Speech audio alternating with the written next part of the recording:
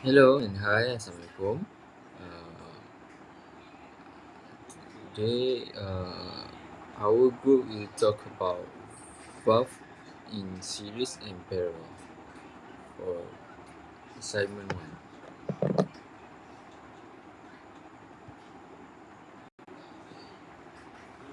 Here's the group's member. Me, Muhammad Hafiz bin Zuhairi, B0922102220. And second one is Muhammad Faris Iskandar bin Nasidi, B0922102281. And the third one is Hairi bin Zulkifli, B0922103324. And the last one is Muhammad Firdaus bin Razilan, B0922102238. Hello, my name is Muhammad Hafiz bin Zuhairi and I will talk about application in industry for valve in series and parallel. Valve arranged in series and parallel configures play a crucial role in fluid control system across various industries such as oil, gas, chemical processing, water treatment, and power generation. These configurations are used to manage flow, pressure, and redundancy within piping system depending on operational needs. The next part is about valve in series and parallel. For series, it improves safety and leak prevention. Valve in series provide a redundancy and ensuring the tight shut-off and minimizing leakage, especially in high-risk or hazardous systems like gas pipelines or chemical plants. And it also stage pressure reduction in system with high pressure fluid. Valve in series help reduce pressure gradually, prevention equipment and enhancing control. For parallel, valve in parallel, flow derivation and redundancy. Valve in parallel allow fluid to be directed through alternate paths, enabling one line to remain operational while the others are under maintenance. Common in water treatment and chemical processing system. And second one is flow capacity control, which is can be used to increase overall flow capacity or to control flow rate more precisely by opening one or more valve as needed, often seen in HVAC and industrial cooling system. For the next part, which is working principle.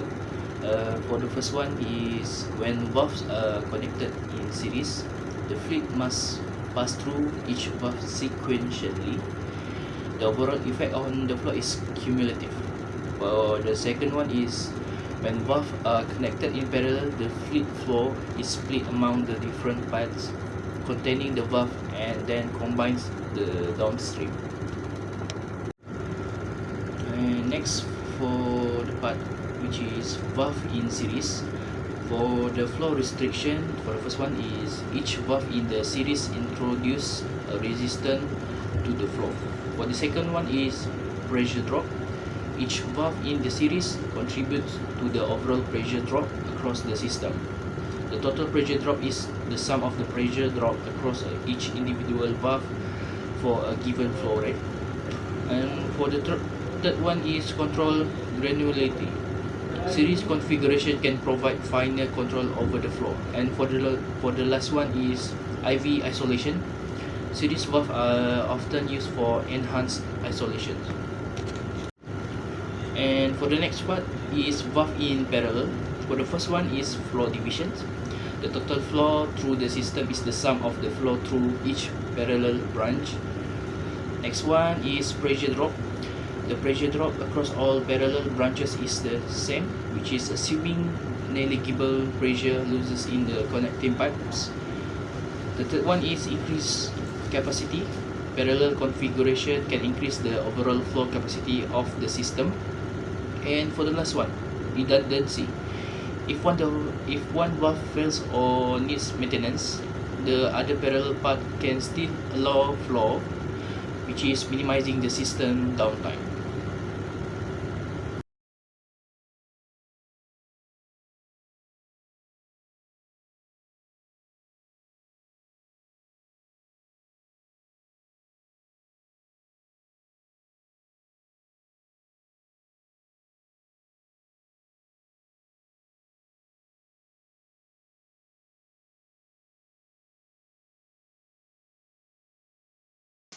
and allow for easier isolation during maintenance. However, the downside increased pressure loss, which means more energy is used. It also more complex to manage and slower in emergency since multiple valves need to respond. Next, for parallel valve, the advantage include better flow capacity, reduced wear and off on each valve, and flexibility to meet different flow demand. But parallel system may suffer from uneven flow if not well balanced. They also need more equipment and space, and controlling them and can be more difficult without proper automation. That all from my part. Thank you. Assalamualaikum warahmatullahi wabarakatuh. My name is Hairi bin Zulkifli. So I will explain about the mechanical issue that commonly happen in series and parallel valve. So the first one is leaking. So the valve seat can wear over time, which is lead to internal and external leaking, especially under the high pressure or with the abrasive fluid. So the second one is cavitation and flashing. So in high pressure drop application, uh, commonly in series configuration, the forming of vapor bubbles and suddenly vapor can damage the valve trim and piping due to implosive and erosion. Next is water hammer. Sudden valve enclosure in entire configuration can cause a pressure surge, which is water hammer, and that can damage the valve piping or another system. So next is actuator failure.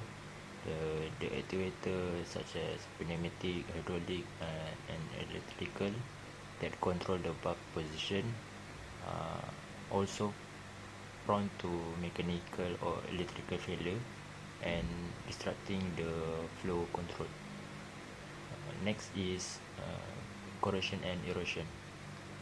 The fluid being controlled can corrode or eroded the body and internal component, especially in harsh industrial environment. So next I will explain about the state of art, which is the recent technology that used to address this mechanical issue and enhance the performance of series and parallel valve. So the first one is smart valve with digital positioner and diagnostic. So the modern control equipped with microprocessor and sensor that provide real data time for the valve position, pressure, and temperature. So to diagnose the potential problem. So second is advanced material and coating. Valve manufacture increasingly advanced material like duplex, stainless steel, ferrous and high temperature to extend the lifespan of valve in demanding in application. The third one is wireless communication and IoT integration.